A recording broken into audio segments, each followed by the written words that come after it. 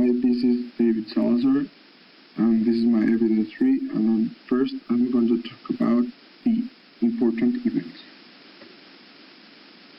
First, we have the collapse of the Soviet Union. This took place on December 26, 1991, by the declaration NL-142H, is that the Soviet Union acknowledged the independence of all 15 republics of the Soviet Union. This had a huge impact socially and economically and culturally because it only left one superpower in charge.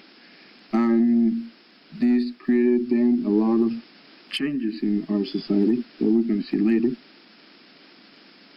Then the World Wide Web was released.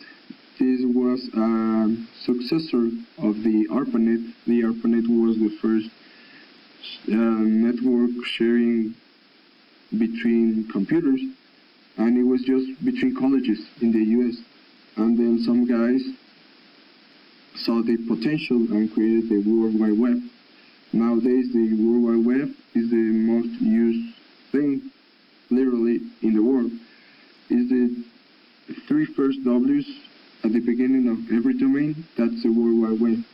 And it helped create a more connected society, and it was the beginning of the digital era that we live in today. Then the World Trade Center attacks. They took place on September 11, 2001. It was that the Twin Towers in New York City were attacked by the impact of two hijacked commercial planes, being one of the most horrendous terrorist attacks at the time. As a result, the world was shocked, and airport security and checkups went more rigorous. It started kind of hate at least in the US, to the Muslim community. I think that was the main goal, and we're going to see that later on. Then we have the Indian Ocean earthquake and tsunami. This took place on December 26, 2004, just the day after Christmas. This earthquake was of 9.3 with epicenter of the west coast of Sumatra, Indonesia, and it created tsunami waves up to 6 meters. And it's considered one of the most strong and destructive natural disasters ever recorded, and is the third largest earthquake ever recorded in history. And it was really bad. It's really one of the worst tsunamis and catastrophes that has ever happened. The death toll for this catastrophe was of about 230,000 people and another 170,000 missing, so it's really bad. Now we're on terms and questions and globalization. Globalization is a process of interaction and integration among people, companies, and governments. This process is driven by international trade, investment, and exchange of cultures among countries. And why did globalization emerge? I think it emerged because we now have the tools to connect with each other better. Like I said, the World Wide Web helped create this, helped create a community where you can see things of other places, other countries, and share with other places and other countries. And I think it's a way that the world wants to get together. I think that people is tired of barriers and separation that has been going on throughout the years. I think the new generations just want a world of unity and shareness and being cooperative with one another.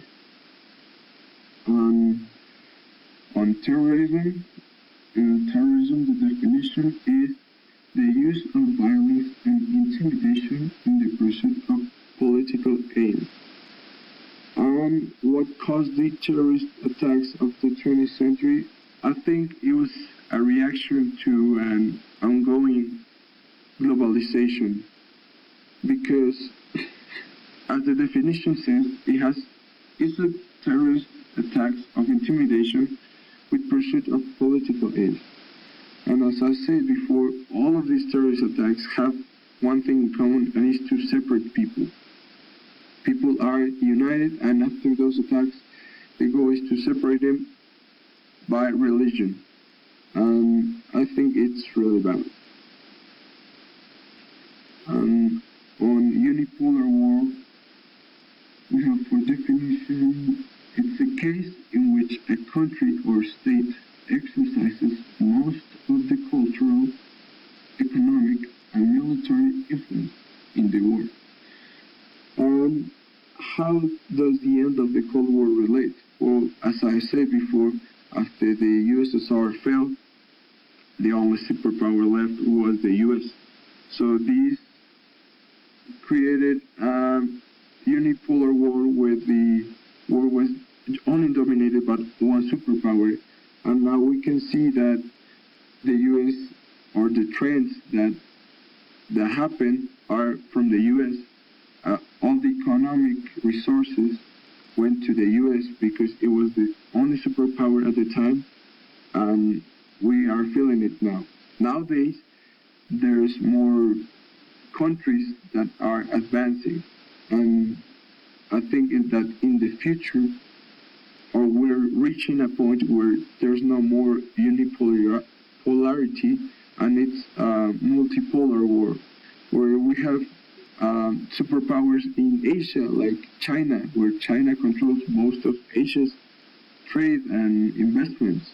We have in Europe, we have France and England that are the two main economic centers, and also Germany. On Australia and Africa, we have South Africa. We have Sydney that has all the Pacific things. And here in Latin America, we have Brazil and Mexico that have gained momentum in the international stand. I think that in the future, or we're reaching a point where unipolarity is no more, and there are more countries that have influence in the world. And now, to end the digital era. The digital era, also known as the information age, is a period of human history characterized by the shift from traditional industry brought by the Industrial Revolution to an economic based on information and computerization. As I said before, the digital era is about sharing and communicating with one another. Now we can buy stuff from China and get it shipped to us here in Mexico, or we can make trades of gold from Mexico to Kazakhstan. And I think that's what the digital era is making. It's making a more united community where all the people can express themselves, and well, it's kind of coward when people insult someone by the computer, but I think it's better that they insult them by the computer than they punch them in the face or harass them. And I think the digital era has opened the eyes of many people, because now people from all over the world, or for example in Mexico, when they see something bad about the government or they see an act of corruption, they just take out their phones and they share it. And I think that the digital era is about just the power of information, the power of sharing something, and the power of sharing the truth to open the eyes of the people.